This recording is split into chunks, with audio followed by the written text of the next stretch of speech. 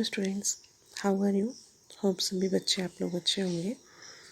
In the previous video, we started the human reproduction. In this video, we will discuss about the types of the reproduction. First type is the fission. For unicellular organism, cell division or fission leads to the creation of a new individual. Unicellular और जो single organism है उनमें cell division होता है और वो एक नए इंडिविजुअल को प्रोड्यूस करते हैं.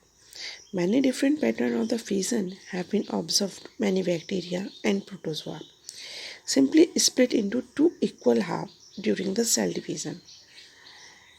In organisms such as amoeba, the splitting of the two cells during division can take place in any place. यहाँ देखो, अमीबा को आपको दिखाया गया है. अमीबा में जो डिवीज़न है वो कैसा होता है? सेल डिवीज़न होता है और बाइनरी फिजन के द्वारा होता है. बाइनरी फिजन का मतलब होता है दो भागों में बट जाना. बाई का मतलब क्या है? दो भागों में बट जाना.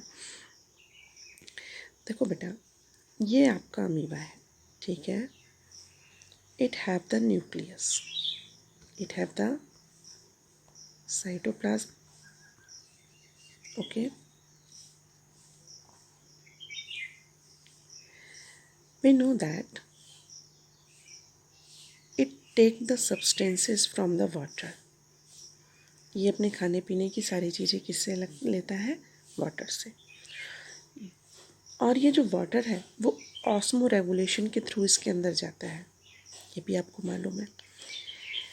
अब जब पानी की बहुत अधिक मात्रा इसके बॉडी ऑर्गेनिज्म में हो जाती है, जब पानी की बहुत एक्सेस मात्रा इस बॉडी में हो जाती है, then it will be rupture. ये क्या होगा? फटना शुरू होगा. तो कैसे फटेगा? ऐसे नहीं फटेगा. पहले जहाँ न्यूक्लियस है वहाँ पर प्रेशर पड़ना शुरू होता है and it will B contract. ये मुड़ना शुरू कर देते हैं और प्रेशर डालना शुरू कर देते हैं. अब सोचो, जब इस पर प्रेशर इधर से पड़ रहा है और इस पर इधर से प्रेशर पड़ रहा है तो क्या होगा? ये अपने इस न्यूक्लियस के साथ ही डिवाइड हो जाएगा. एक न्यूक्लियस इधर आ गया, एक न्यूक्लियस इधर आ गया, ठीक है. ये हुआ बाई, मतलब दो भागों में बंटना. बाइनरी फिजन है और न्यूक्लियस भी दो भागों में बंट जाएगा और एक न्यू ऑर्गेनिज्म बन जाएगा. It is known as the parent cell. ये जो सेल है वो कौन सी सेल है? ये पेरेंट सेल है. और ये जो दो बनी वो क्या है? वो डॉटर सेल है, okay. It is the example of the amoeba. Then एक और आपके में दिया हुआ है लेशमानिया. ये देखो, लेशमानिया विच कॉजेज द काला आज़ार. ये काला आज़ार नाम की बीमारी करती है, इसको अंडरलाइन कर लीजिएगा. Which have a whip like structure at the one end of the cell. In such organism, binary fission occur in a definite orientation in the relation to. लेशमानिया में क्या होता है? ये लेशमानिया का स्ट्रक्चर ऐसा है और यहाँ ऊपर एक विप लाइक स्ट्रक्चर है. इससे ये क्या करता है? इससे ये फूड वगैरह गेन करने का काम करता है. जब इनके में असेक्सुअल रिप्रोडक्शन होता है, बाइनरी फिजन होने वाला होता है, तब ये यहाँ से इस विप लाइक स्ट्रक्चर को भी दो भागों में डिवाइड करता है, एक इधर और एक इधर, ठीक है. ये बाइनरी फिजन में भी इसको दो भागों में डिवाइड करता है. किसको? इस विप लाइक स्ट्रक्चर को भी और साथ साथ इसकी बॉडी को भी. यहाँ देखिए ये डायग्राम डी के बाद से ई देखो, divided into two parts, and body is also divided into the two parts, and by the binary fission it will be separated. Okay.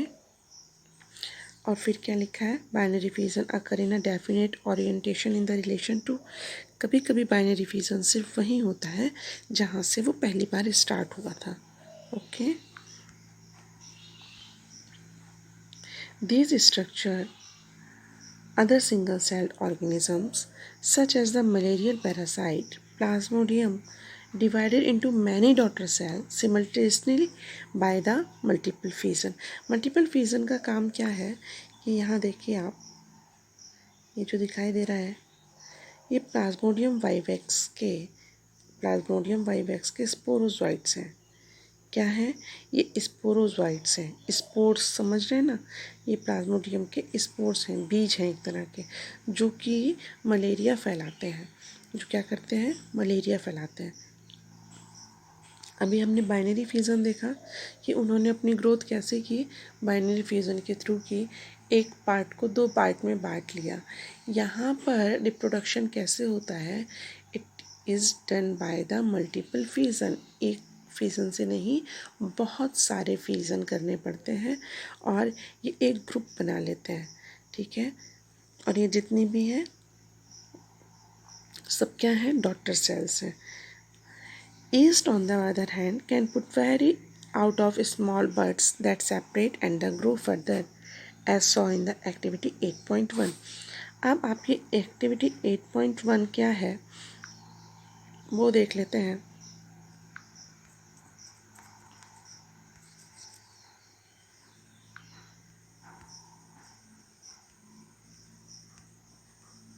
ये है activity 8.1.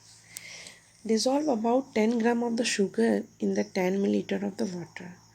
Take 20 ml of the solution in a test tube and add a pinch of the yeast granules. Put a cotton plug on the mouth of the test tube and keep it in the warm place. After 1 or 2 hours, put a small drop of yeast culture from the test tube on the slide and cover it with the cover slip. अच्छा, हम east डालेंगे पानी में तो क्या होगा, चीनी वाले घोल के पानी में अगर ईस्ट डाल दें क्या होगा, वो खूब सारी ग्रोथ करके झाग के रूप में बाहर आ जाएगी। इससे हम केक वगैरह बनाते हैं। इससे आप ईज़िली ध्यान में रख सकते हैं कि हम लोग थोड़ा सा ईस्ट डालते हैं तो हमारा मैदा कितना ज़्यादा फूल जाता है। ठीक है, तो ये क्या करते हैं, ये मल्टीपल फ्यूज़न करते हैं। फिर चाहे आप एक्टिविटी 8.2 में देखिए कि जो ब्रेड स्लाइस होती है, अगर आप उसको ठंडी और अंधेरे वाली जगह में रख देंगे, उस स्लाइस के ऊपर ग्रीन या ब्लैक कलर की फफूंदी जम जाती है ना। तो ये क्या है, ये मल्टीपल फ्यूज़न है, छोटे से ही बहुत सारी चीज़ों का बन जाना।